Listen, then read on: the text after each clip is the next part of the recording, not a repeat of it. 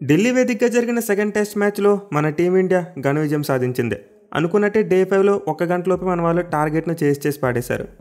అయితే ఈ మ్యాచ్ అయిపోయిన తర్వాత పోస్ట్ మ్యాచ్ ఇంటర్వ్యూలో మన హెడ్ కోచ్ గౌతమ్ గంభీర్ కొన్ని కీలకమైన కామెంట్స్ చేశారు.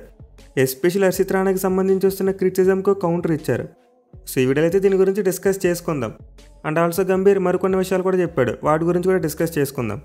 బట్ ఎనివే వాటికంటే ముందు డే 5 గురించి మాట్లాడుకుంటే మన టీమిండియా టార్గెట్ను మరో 2 వికెట్లు కోల్పోయి కొట్టారు. అంటే మన వాళ్ళు ఈరోజు బ్యాటింగ్ స్టార్ట్ చేసిన తర్వాత మరో 2 వికెట్లు కోల్పోయి టార్గెట్ని అందుకున్నారు. సో స్టార్టింగ్లో చూసుకుంటే రాహుల్ మరియు సుదర్శన్ పార్ట్నర్షిప్ మంచిగానే వెళ్ళింది. బట్ 39 పరుగులు చేసిన సాయి రోస్టన్ చేసి బౌలింగ్ లోట్ అయిపోయాడు. అలాగే తర్వాత చూసుకుంటే మన కెప్టెన్ శుభ్మన్ గిల్ వచ్చి అగ్రెసివ్గా ఆడే ప్రయత్నం చేశాడు, ఒక 6 and 4 కొట్టాడు. బట్ అగైన్ ఇలా అగ్రెసివ్గా ఆడుతూనే అతను కూడా రోస్టన్ చేసి బౌలింగ్లో నోట్ అయిపోయాడు. సో ఈ విధంగా మన టీమిండియా అయితే ఒక ఎండ్లో 2 వికెట్లు కోల్పోయింది. వేరేస్ అదర్ ఎండ్లో చూసుకుంటే మాత్రం రాహుల్ ఎక్కడా ఛాన్స్ ఇవ్వలేదు, చాలా అద్భుతంగా బ్యాటింగ్ చేశాడు. మ్యాచ్ని ఎలా అయినా సరే నాట్అవుట్గా ఉండి ఫినిష్ చేయాలనుకున్నాడు అండ్ అలానే చేశాడు. సో రాహుల్ అయితే 58 పరుగులు చేసి మన టీమిండియాకు విజయాన్ని అందించాడు. మెయిలీ డే 5లో చూసుకుంటే అతని బ్యాటింగ్లో కాస్త పాజిటివ్ ఇంటెంట్ కనిపించింది. బౌండరీస్ కొట్టాడు, అలాగే 2 సిక్సర్లు కూడా బాదాడు. దీంతో మన టీమిండియా అనుకున్నట్టే మొదటి గంటలోపే టార్గెట్ని అయితే చేరుకున్నారు. సో ఈ టెస్ట్ మ్యాచ్లో అయితే వెస్టిండీస్ టీం తమ 2 ఇన్నింగ్స్లో కాంపిటీషన్ ఇచ్చినప్పటికీ మన టీమిండియాను ఓడించలేకపోయారు. బట్ స్టిల్ వాళ్ళు చూపించిన పోరాట పట్టింపుని అయితే ఖచ్చితంగా మెచ్చుకొని తీరాలి. పర్టికులర్గా వాళ్ళ టైలెండర్స్ అద్భుతమైన బ్యాటింగ్ చేశారు. 2 ఇన్నింగ్స్లు కూడా మన టీమిండియా బౌలర్స్కు పరీక్ష పెట్టారు. కానీ ఎండ్ ఆఫ్ ద డే చూసుకుంటే వెస్టిండీస్ టీం వైట్ వాష్ అయింది. అది కూడా మన టీమిండియాకి అగెన్స్ట్గా వాళ్ళు వరుసగా 10వ సిరీస్ ఓడిపోయారు. అంటే 2002వ సంవత్సరం నుండి చూసుకుంటే ఇప్పటివరకు వెస్టిండీస్ టీం మనతో 10 టెస్ట్ సిరీస్లు ఆడారు. అండ్ ఈ 10 సిరీస్లో వాళ్ళు ఒక్కటి కూడా గెలవలేదు, మొత్తం అన్ని ఓడిపోయారు. ఈవెన్ మ్యాచెస్ వైజ్ చూసుకున్న వాళ్ళు 2002వ సంవత్సరం నుండి ఇప్పటివరకు మన మీద ఒక్క మ్యాచ్ కూడా గెలవలేదు. వాళ్ళు మొత్తం 20 టెస్ట్ మ్యాచ్లు ఓడిపోయారు మన టీం మీద. అలాగే వెస్టిండీస్ టీంకి ఇండియా గడ్డ మీద చూసుకుంటే ఇది వరుసగా 6వ పరాజయం. అంటే వాళ్ళు మన ఇండియా వచ్చి చివరిగా మన టీం తోటి 6 మ్యాచ్లు కూడా ఓడిపోయారు. సో ఈ విధంగా వెస్టిండీస్ టీం ఈ సిరీస్లో ఓడిపోయి చాలా వర్స్ట్ రికార్డులను క్రియేట్ చేశారు. వేరేస్ మన టీమిండియా చూసుకుంటే సిరీస్ విక్టరీ వల్ల WTC పాయింట్స్ టేబుల్లో మన ప్లేస్ పైకి వెళ్ళింది. అంటే సిరీస్ స్టార్ట్ చేయకముందు 4లో ఉండేవారు, బట్ ఇప్పుడు చూసుకుంటే 3లోకి వెళ్ళారు. అట్ ది సేమ్ టైం మన ప్రీ వీడియోలో చెప్పుకున్నట్టే మన వాళ్ళ PCT రేషియో అరౌండ్ 61కి వెళ్ళింది. ఇన్ఫ్యాక్ట్ 61.9గా మారింది. సో దీంతో మన టీమిండియా WTC పాయింట్స్ టేబుల్లో ఖచ్చితంగా మెరుగైన ప్లేస్లోనే ఉన్నారు. అంటే మనం ఎప్పటివరకు హోమ్ మ్యాచ్లు ఓడిపోకుండా ఉంటామో అప్పటివరకు చూసుకుంటే WTC ఫైనల్ విషయంలో ఎలాంటి లోటు ఉండదు. కానీ ఎప్పుడైతే మనం హోమ్ మ్యాచెస్ ఓడిపోయే పరిస్థితి వస్తుందో అప్పుడే ఫైనల్కి వెళ్ళే ఛాన్సెస్ తగ్గిపోతాయి. ఇక ఈ మ్యాచ్లో మొదటి ఇన్నింగ్స్లో 5 వికెటాలు తీసిన కుల్దీప్ యాదవ్కు player of the match award దక్కింది. ఇన్ఫ్యాక్ట్ కుల్దీప్ యాదవ్ 2 ఇన్నింగ్స్లో కూడా 3 వికెట్లు తీసుకోవడం చూసాం. సో బ్యాట్స్మెన్కి చాలా అనుకూలంగా ఉన్న పిచ్ మీద కుల్దీప్ యాదవ్ అయితే చాలా అద్భుతమైన బౌలింగ్ చేశాడు, మొత్తం 8 వికెట్లు తీసుకున్నాడు. దీనివల్లే అతనికి man of the match award అందించారు. ఇక player of the series award చూసుకుంటే జడేజాకి ఇచ్చారు. ఎందుకంటే జడేజా సిరీస్లో బ్యాట్తోనే బాల్తోనే రెండింటితో కూడా అద్భుతంగా రాణించాడు.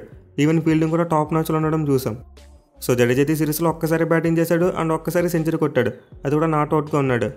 వేరేస్ బౌలింగ్లో చూసుకుంటే 2 మ్యాచ్లు కూడా వికెట్లు తీయడం చూసాం, మొత్తం 8 వికెట్లు పడగొట్టాడు, అది కూడా 27.13 యావరేజ్తో. సో ఈ విధంగా జడేజా సిరీస్లో మంచి ఆల్రౌండ్ షో కనబరిచాడు. బ్యాటింగ్, బౌలింగ్, ఫీల్డింగ్ ఇలా 3 విభాగాల్లో కూడా టాప్ మ్యాచ్ పెర్ఫార్మెన్స్ ఇచ్చారు. అందుకే అతనికి player of the series award దక్కింది. ఇక మ్యాచ్ అయిపోయిన తర్వాత మన కెప్టెన్ శుభ్మన్ గిల్ అయితే ఆ ఫాలో ఆన్ డిసిషన్ గురించి కొంత క్లారిటీ ఇచ్చాడు. అంటే మన వాళ్ళు ఫాలో ఆన్ కావాలని తీసుకున్నారంట. మన వాళ్ళు ఫస్ట్ ఇన్నింగ్స్లో వెస్టిండీస్ టీంని ఆల్అౌట్ చేసే టైంకి సుమారు 300 పరుగుల ఆధిక్యంలో ఉన్నారు. ఆ టైంలో మేము మళ్ళీ బ్యాటింగ్కి వచ్చి 500 పరుగులు కొట్టినప్పటికీ లాస్ట్ వికెట్లు తీయడం కష్టమవుతుందని చెప్పి ఆలోచించారంట. దీనివల్ల వెస్టిండీస్ టీంని ఫాలో ఆన్ ఆడించామని చెప్పి గిల్ క్లారిటీ ఇచ్చాడు. అలాగే తన క్యాప్టెన్సీ మరియు బ్యాటింగ్ గురించి కూడా మాట్లాడాడు. ఫీల్డింగ్లో ఉన్నప్పుడు క్యాప్టెన్గా మాత్రం ఆలోచిస్తాడంట. అలాగే బ్యాటింగ్ వెళ్ళినప్పుడు కేవలం బ్యాట్స్మెన్గా మాత్రం ఆలోచించి ఆడతాడంట. అలాగే ఆస్ట్రేలియా టూర్ కోసం ఏమైనా ప్లాన్స్ వేసుకున్నామంటే లేదు ఇంకా వేయలేదు, ఫ్లైట్లో వెళ్తూ కూడా వేసుకోవచ్చు అని చెప్పి నవ్వుతా అన్నాడు. సో మొత్తం మీద శుభ్మన్ గిల్ అయితే తన క్యాప్టెన్సీని ఎంజాయ్ చేస్తున్నాడు. యాజ్ ఏ క్యాప్టెన్గా చూసుకుంటే మ్యాచ్లు గెలిపిస్తున్నాడు, అలాగే బ్యాట్స్మెన్గా చూసుకున్న చాలా రన్స్ కొట్టాడు. ఇన్ఫ్యాక్ట్ శుభ్మన్ గిల్ సునీల్ గవాస్కర్ రికార్డ్ని ఈక్వల్ చేశాడు. ఫస్ట్ 12 ఇన్నింగ్స్లో క్యాప్టెన్గా గవాస్కర్ ఎన్ని రన్స్ అయితే కొట్టాడో ఎగ్జాక్ట్లీ శుభ్మన్ గిల్ కూడా అన్ని రన్స్ కొట్టాడు. ఎనివే వీటి గురించి పక్కన పెడితే మ్యాచ్ అయిపోయిన తర్వాత గంభీర్ దగ్గర నుంచి ఒక ఇంట్రెస్టింగ్ ఇంటర్వ్యూ చూసాం. అతనైతే ఆల్మోస్ట్ పావుగంట సేపు ప్రెస్ కాన్ఫరెన్స్ నుండి విలేకరులు అడిగిన ప్రశ్నలకు సమాధానం చెప్పాడు. సో వీటిలో చూసుకుంటే స్టార్టింగ్ రోహిత్ శర్మ మరియు విరాట్ కోహ్లీకి సంబంధించిన క్వశ్చన్ వచ్చింది. అంటే రోహిత్ మరియు విరాట్ కోహ్లీ 2027 వన్డే వరల్డ్ కప్లో ఆడతారు లేదని చెప్పి క్వశ్చన్ వచ్చింది. బట్ గంభీర్ దానికి క్లియర్గా సమాధానం చెప్పకుండా తప్పించుకున్నాడు. అంటే 2027 వన్డే వరల్డ్ కప్కి ఇంకా 2.5 సంవత్సరాల కాలం ఉంది. దీంతో దాని గురించి ఇంకా ఆలోచించట్లేదు, కేవలం ప్రజెంట్ గురించి మాత్రం ఆలోచిస్తున్నాం. రాబోయే ఆస్ట్రేలియా సిరీస్లో రోహిత్ మరియు కోహ్లీ మంచిగా పెర్ఫామ్ చేయాలని కోరుకుంటున్నా అని అన్నాడు. సో మాటలు బట్టి చూసుకుంటే గంభీర్ అయితే వీళ్ళ విషయంలో అన్సర్టైన్గా ఉన్నట్టే కనిపిస్తున్నాడు. అంటే ఒకవైపు వీళ్ళిద్దరు ఎక్స్పీరియన్స్ని పొగుడుతూనే మరోవైపు ఖచ్చితంగా ఆడిస్తామని చెప్పలేదు. 2027 వన్డే వరల్డ్ కప్లో వీళ్ళిద్దరు ఆడతారని చెప్పి మాకు హోప్స్ ఉన్నాయని ఎక్కడ కూడా ప్రకటించలేదు. సో డెఫినెట్లీ సెలక్షన్ కమిటీతో పాటు మన టీం మేనేజ్మెంట్ వీళ్ళ నుంచి మూవ్ ఆన్ అవ్వాలని చూస్తున్నారు. అంటే వన్డే వరల్డ్ కప్లో వీళ్ళిద్దరు ఆడకపోతేనే బెటర్ అన్నట్టు ఆలోచిస్తున్నారు. బట్ ప్రజెంట్ వీళ్ళిద్దరిని పక్కన పెట్టడానికి వాళ్ళ దగ్గర ఎలాంటి స్ట్రాంగ్ రీజన్ లేదు. అంటే ఫామ్ బాగోలేదు, ఫిట్నెస్ లేదని వంక పెట్టి చెప్పడానికి లేదు. వీళ్ళిద్దరూ ఫిట్గా ఉండి పెర్ఫామ్ చేసినంతకాలం టీంలో కొనసాగించవలసిన పరిస్థితి ఉంది వాళ్ళకి. సో దీంతో ఇప్పుడు రోహిత్ శర్మ, విరాట్ కోహ్లీ ఫామ్ కోల్పోకుండా మరో 2 years ఆడగలిగితే ఖచ్చితంగా వన్డే వరల్డ్ కప్ ఆడేందుకు అవకాశం ఉంటుంది. అదర్వైజ్ మోస్ట్ లైక్లీ మధ్యలో వాళ్ళు రిటైర్ అయిపోవచ్చు. ఇక గంభీర్ అయితే ఈ మ్యాచ్లో నితీష్ కుమార్ రెడ్డికి ఎందుకు బౌలింగ్ ఇవ్వలేదనే దానికి కూడా సమాధానం చెప్పాడు. అతను మోస్ట్లీ ఇండియన్ పిచ్చెస్ మీద ఎక్స్పీరియన్స్ రావడం కోసం ఆడిపిస్తున్నారంట. అంటే అతను మ్యాచెస్ ఆడుతూ ఉంటే సీనియర్ ఫాస్ట్ బౌలర్స్ని చూసి నేర్చుకుంటాడు. ప్రతి మ్యాచ్లో కూడా బౌలింగ్ ఇవ్వాల్సిన అవసరం ఉండకపోవచ్చు, ఇప్పుడు అవసరమైతే అప్పుడే యూజ్ చేసుకుంటారు. బట్ ఇండియన్ పిచ్చెస్ మీద ఆడుతూ ఉంటే అతను ఓవర్సీస్ టూర్స్కి మంచి ఎక్స్పీరియన్స్ వస్తుందని చెప్పి అన్నాడు. సో నితీష్ కుమార్ రెడ్డికి అయితే టెస్ట్ ఫార్మాట్లో మరింత ఎక్స్పోజర్ అవడం కోసమే మన ఇండియన్ పిచ్చెస్ మీద ఆడిస్తున్నాం, అంతేగాని ప్రతి మ్యాచ్లో కూడా అతను ఆల్రౌండర్కి యూటిలైజ్ చేసుకోవాలి అన్నట్టు ఆడిపించట్లేదని గంభీర్ ఇండైరెక్ట్గా చెప్పాడు. అయితే ఇవన్నీ అయిపోయిన తర్వాత, అంటే మ్యాచ్కి సంబంధించిన క్వశ్చన్స్ అన్నీ అయిపోయిన తర్వాత హర్షిత్ రాణా గురించి ఒక క్వశ్చన్ వచ్చింది. అండ్ దానికైతే గంభీర్ చాలా సీరియస్గా సమాధానం చెప్పాడు. సో యాక్చువల్గా ఏం జరిగిందంటే, గత కొన్ని రోజులుగా చూసుకుంటే సోషల్ మీడియాలో హర్షిత్ రాణా మీద చాలా ట్రోలింగ్ వస్తుంది. మెయిన్లీ మాజీ ఇండియన్ క్రికెటర్స్ అయిన కృష్ణమాచార్య శ్రీకాంత్, అలాగే రవిచంద్రన్ అశ్విన్ వీళ్ళిద్దరు కూడా అతను ఇంక్లూజన్ క్వశ్చన్ చేశారు. మెయిన్లీ శ్రీకాంత్ అయితే డైరెక్ట్గా హర్షిత్ రాణా గంభీర్ చెంచా అన్నట్టు మాట్లాడాడు. సో అసలు అతను ఏమన్నాడంటే, there is a one player Harshit Rana, అతను ఎందుకు టీంలో ఉంటాడో ఎవరికీ తెలియదు, మనమైతే హర్షిత్ రాణాలో ఉంటే బెటర్, కాన్స్టెంట్గా ప్రతిసారి కూడా గంభీర్కి ఎస్ చెప్తూ ఉంటే మనమైతే ప్రతిసారి టీంలో ఉండొచ్చు అని క్రిటిసైజ్ చేశాడు. అలాగే రవిచంద్రన్ అశ్విన్ కూడా హర్షిత్ రాణా ఇంక్లూజన్ క్వశ్చన్ చేశాడు. హర్షిత్ రాణాకి టాలెంట్ ఉంది ఒప్పుకుంటాను, బట్ 2024 IPL ఫైనల్లో ఒక్క బాల్ బాగా వేసినందుకు టీంలోకి ప్రతిసారి తీసుకుంటారా అని చెప్పి క్వశ్చన్ చేశాడు.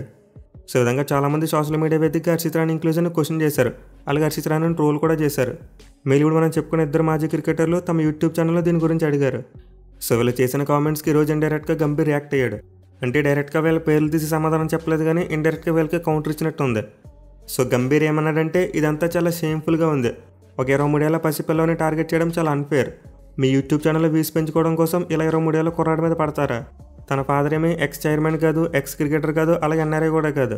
అతను ఇప్పటివరకు ఏదైతే సాధించాడో అదంతా కష్టపడే తన సొంతంగా సాధించాడు, అండ్ భవిష్యత్తులో కూడా మరింత సాధిస్తాడు. మీరు ఇలా ఇండివిజువల్గా ఒకరిని టార్గెట్ చేయడం ఏమాత్రం కరెక్ట్ కాదు. కావాలంటే మీరు పీపుల్ యొక్క పెర్ఫార్మెన్స్ని టార్గెట్ చేయండి. అంటే ప్లేయర్స్ కానీ, కోచెస్ కానీ, సెలెక్టర్స్ కానీ, ఇలా ఎవరి పెర్ఫార్మెన్స్ అయినా సరే మీరు టార్గెట్ చేయండి, అంతేగాని పర్సనల్గా ఒకరిని టార్గెట్ చేయడం చాలా తప్పని చెప్పాడు. మెయిల్ హర్షిత్ రాణా 23 ఏళ్ల పసిపిల్లాడు, అలాంటి కుర్రాడి మీద మీరు సోషల్ మీడియాలో విషయం చిమ్ముతారా? ఒకసారి మీ మైండ్ సెట్ ఎలా ఉందో చూసుకోండి. భవిష్యత్తులో మీ పిల్లాడు కూడా క్రికెట్లోకి రావచ్చు, అప్పుడు కూడా ఇలా జరిగితే మీరు ఊరుకుంటారా అని క్వశ్చన్ చేశాడు. అలాగే చివరిలో అతనేమో 33 ఏళ్ల మనిషి కాదు, 23 ఏళ్ల పసిపిల్లాడు. కావాలంటే మీరు నన్ను క్రిటిసైజ్ చేయండి, నన్ను టార్గెట్ చేయండి, నేను దాన్ని హ్యాండిల్ చేస్తాను, కానీ 23 ఏళ్ల పసిపిల్లాడు దాన్ని హ్యాండిల్ చేయలేడు, తను చాలా ప్రెజర్ ఫీల్ అవుతాడు. కేవలం మీ యూట్యూబ్ ఛానల్స్ రన్ చేయడం కోసం ఇలాంటి విషయాలు చెప్పడం ఏమాత్రం యాక్సెప్టబుల్ కాదు. నాకు తెలిసి మనందరికీ కూడా towards Indian cricket moral responsibility ఉంది. ఇండియన్ క్రికెట్ ఏమైనా ఒక్కడికి సంబంధించింది కాదు, అలాగే డ్రెస్సింగ్ రూమ్లో కూర్చుంటున్న వాళ్ళ సొత్తు కూడా కాదు. It belongs to all of us. ఎవరైతే ఇండియా మంచిగా ఆడాలని కోరుకుంటున్నారో వాళ్ళందరికీ కూడా ఇది చెందుతుంది. సో దీంతో మీరు క్రిటిసైజ్ చేయాలంటే చేయండి, బట్ పెర్ఫార్మెన్స్ మీద మాత్రమే చేయండి. అలా కాకుండా మీరు ఒక ఇండియన్ టార్గెట్ చేయాలని చూస్తే అది మంచి విషయం కాదు. కావాలంటే నేను టార్గెట్ చేయండి, అంతేగాని యంగ్ బాయ్స్ వాళ్ళకి వెళ్ళొద్దు. ఇన్ఫ్యాక్ట్ హర్షిత్ రాణా విషయంలోనే కాదు, ఫ్యూచర్లో కూడా మీరు ఎవరిని టార్గెట్ చేయదు యంగ్ బాయ్స్ని. కావాలంటే నన్ను టార్గెట్ చేసుకోండి. అండ్ ఆల్సో అందరికీ కావాల్సింది పెర్ఫార్మెన్స్ బాగుండి మంచి రిజల్ట్స్ వస్తే ఎవరు క్వశ్చన్ చేయరు అని చెప్పి కంక్లూడ్ చేశాడు. సో విధంగా గౌతమ్ గంభీర్ అయితే హర్షిత్ రాణా గురించి క్వశ్చన్ అడగానే సీరియస్గా చాలా పెద్ద సమాధానం చెప్పాడు. కానీ ట్విస్ట్ ఏంటంటే, ఇందులో ఎక్కడ కూడా 3 ఫార్మాట్స్లో అతను ఎందుకు ఆడిస్తున్నామో చెప్పలేదు. అదే గిల్కి సంబంధించి ఇలాంటి క్వశ్చన్ అడిగినప్పుడు బాగానే సమాధానం చెప్పాడు. గిల్కి క్యాపబిలిటీ ఉంది, మంచిగా పెర్ఫామ్ చేస్తున్నాడు, అతను డిజర్వ్ అని చెప్పాడు. కానీ హర్షిత్ రాణా విషయానికి వచ్చేసరికి మాత్రం గంభీర్ చాలా సీరియస్ అయిపోయాడు. Anyway end of the day చూసుకుంటే గంభీర్ రివర్స్లో కౌంటర్ ఇచ్చినట్టు ఉంది, కానీ ఎక్కడ కూడా హర్షిత్ రాణా సెలక్షన్ డిఫెండ్ చేసుకున్నట్టు లేదు. కేవలం తన మీద అలాగే హర్షిత్ రాణా మీద వస్తున్న క్రిటిసిజంకి కౌంటర్ ఇచ్చినట్టు ఉంది. మరి గంభీర్ అన్ని మాటల మీద మీ ఒపీనియన్ అంటే కింద కామెంట్ చేయండి. Thank you for watching. Have a nice day.